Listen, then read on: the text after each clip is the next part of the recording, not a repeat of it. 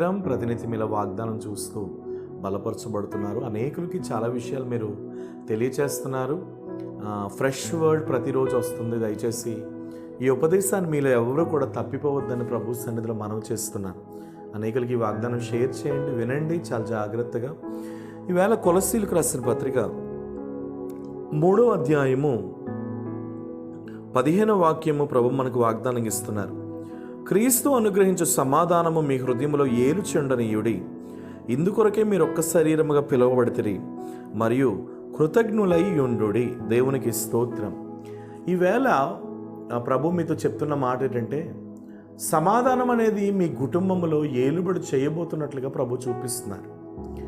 ఈ రోజున ఏం మాట్లాడాలి మీతో అని నేను అనుకున్నప్పుడు ఈ మాటలను దేవుడు నాకు గుర్తు చేస్తారు. నిజమే, సమాధానం అనే స్థితి మన జీవితాల్లో లేదు. సమాధానం అనే పరిస్థితి మన బ్రతుకుల్లో లేదు. చాలా ఇళ్లలో గొడవలు, ఎక్కువ గొడవలు జరుగుతున్నాయి. సమస్యలు, ఇబ్బందులు, అక్కర్లు చాలా ఎక్కువగా గొడవలు జరుగుతున్న పరిస్థితి చాలా ఫ్యామిలీస్లో ఏలుబడి చేస్తుంది. అయితే మీకు ఒక మాట నేను ఈవేళ ప్రభు సన్నిధిలో తెలియజేస్తున్నాను. సమాధానంతో ఉండండి. ఒకరి ఎడల ఒకరు ప్రేమ కలిగి బ్రతకండి.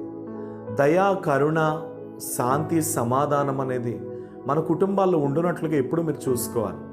గొడవలకు దూరంగా ఉండాలి, సమస్యలకు త్రోవ లేకుండా ఉండాలి. ఎందుకంటే మనం ప్రభువుని అంగీకరించాం. ఏనాడైతే మనం ప్రభువుని అంగీకరించామో ఆనాడే మన హృదయంలోనికి సమాధానం అనేటటువంటి గొప్ప గొప్ప వరములు మన జీవితంలో వచ్చేస్తాయి.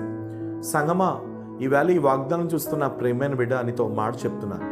నీ భర్త దగ్గర ఓర్పు కలిగి, నీ భార్య దగ్గర ఓర్పు కలిగి, నీ పిల్లల దగ్గర ఓర్పు కలిగి నువ్వు ఎప్పుడైతే ఉంటావో ఆటోమేటిక్గా నీ జీవితాన్ని దేవుడు ఆశీర్వదిస్తాడు. సమాధానం లేకుండా చేస్తున్న స్థితి అది అపవాది యొక్క పరిస్థితి. అపవాది మాత్రమే మన శరీరాల్లో సమాధానం లేకుండా చేస్తాడు. అపవాది ఎప్పుడు కూడా గలిబిలి పరుస్తాడు. వాడు గలిబిలి పరిచేవాడు.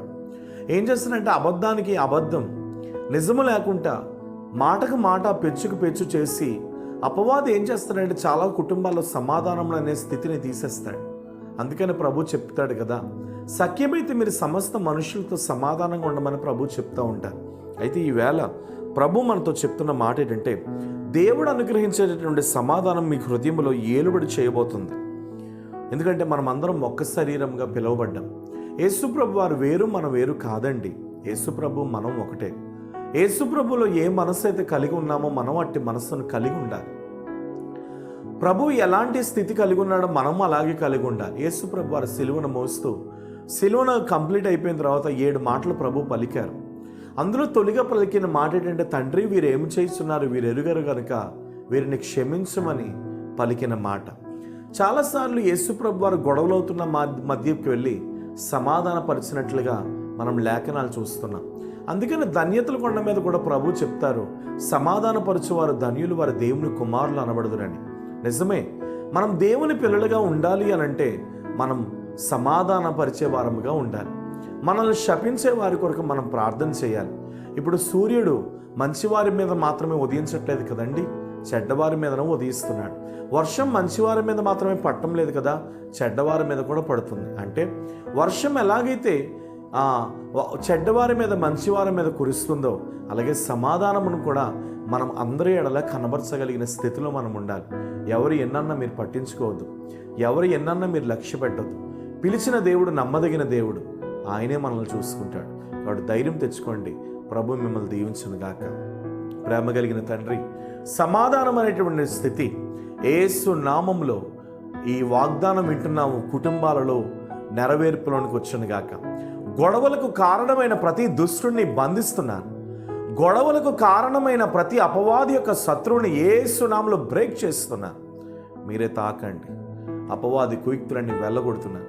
ఈవేళ ఈ వాగ్దానం చూస్తున్న కుటుంబాల్లో ఏ యొక్క మేలైతే జరగాలో వాటి నెలను మీరు జరిగించండి. సమాధానం కలిగి ఒకరి ఎడల ఒకరు ఉండుటకు కృపను మనం ప్రార్థిస్తూ యేసు నామముని ప్రార్థన అడుగుచున్నాను తండ్రి. ఆమేన్.